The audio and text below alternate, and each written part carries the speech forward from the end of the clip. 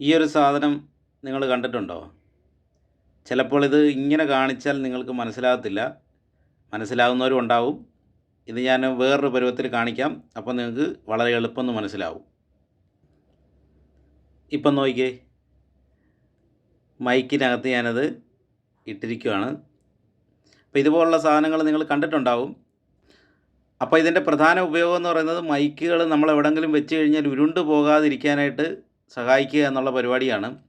മൈക്കുകൾ താഴെ പോയി കഴിഞ്ഞാൽ വളരെ എളുപ്പം ഡാമേജ് ആകാനായിട്ടുള്ള ചാൻസ് ഉണ്ട്. അപ്പം അങ്ങനത്തെ ഒരു ഇത് തടയുക എന്നുള്ളതാണ് ഈ സാധനം കൊണ്ട് പ്രധാനമായിട്ടും ഉദ്ദേശിക്കുന്നത്. ഇനി ഇതുകൊണ്ട് മറ്റൊരു ഗുണം കൂടിയുണ്ട്.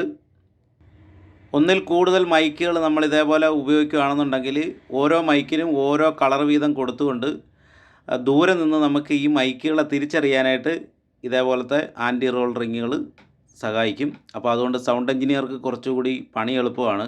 കാരണം ഓരോ മൈക്കിൻ്റെയും കൃത്യമായിട്ട് ഐഡൻറ്റിഫൈ ചെയ്ത് തന്നെ കൺട്രോൾ ചെയ്യാനായിട്ട് സാധിക്കും.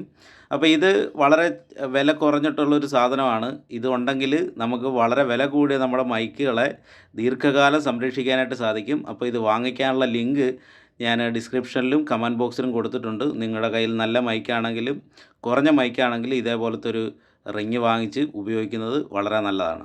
അപ്പോൾ ഈ ഒരു വീഡിയോ അവർക്കും ഉപകാരപ്രദമായെന്ന് വിശ്വസിക്കുന്നു. വീഡിയോ ഇഷ്ടപ്പെട്ടു കഴിഞ്ഞാൽ ഈ പേജ് ഒന്ന് ഫോളോ ചെയ്യുക. അതേപോലെ യൂട്യൂബിലാണ് കാണുന്നതെങ്കിൽ ചാനലൊന്ന് സബ്സ്ക്രൈബ് ചെയ്യുക. ഈ വീഡിയോ ഒന്ന് ലൈക്ക് ചെയ്യുക.